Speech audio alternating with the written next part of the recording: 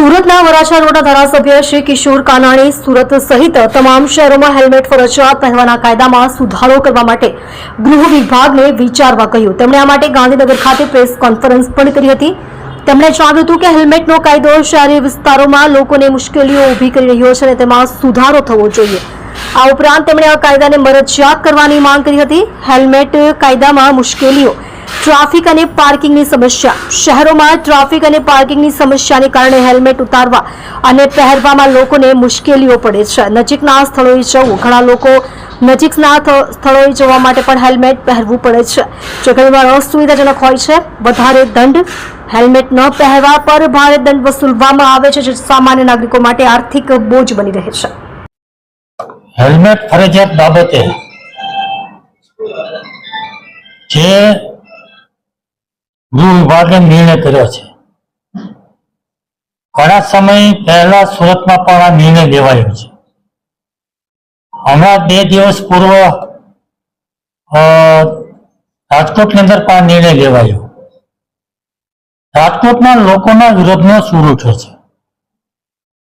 અને એના કારણે ત્યાંના ધારાસભ્યોએ ગૃહ રાજ્યમંત્રીને રજૂઆત કરી છે અને રજૂઆતના આધાર પર મને જાણવા મળ્યા મુજબ આજે રાજકોટની અંદર એક કાર્યવાહીની અંદર પોલીસ વિભાગે વિચારવાનું શરૂ કર્યું છે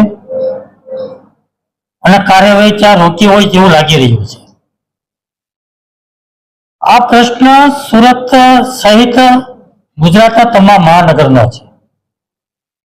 હેલ્મેટ ફરજિયાત પહેરવા માટે જે કાયદો છે એમાં લોકોને અનેક પ્રકારની મુશ્કેલીઓ પડે છે, અનેક પ્રકારની તકલીફો છે અને એના કારણે લોકો એનો વિરોધ કરી રહ્યા છે। તો મારી ગૃહ વિભાગને વિનંતી છે કે આ જે લોકોની રજૂઆતો આવે છે, જે લોકોનો વિરોધ થઈ રહ્યો છે અને રાજકોટમાં જે રીતે વિરોધ થયો અને ધારાસભ્યો જે રીતે રજૂઆતો કરી એ પ્રમાણે આખા ગુજરાતની અંદર બધા જ મહાનગરની અંદર બધા શહેરોની અંદર હેલ્મેટ માટેનો વિચાર આપણે ફરીવાર કરવો જોઈએ। લોકોની પડતી મુશ્કેલી તકલીફો ને ધ્યાનમાં રાખીને એને સાંભળીને લોકોને મુશ્કેલી ન પડે અને તકલીફ ન થાય એ રીતેનો નિર્ણય લેવો જોઈએ એવું મારું માનવું છે।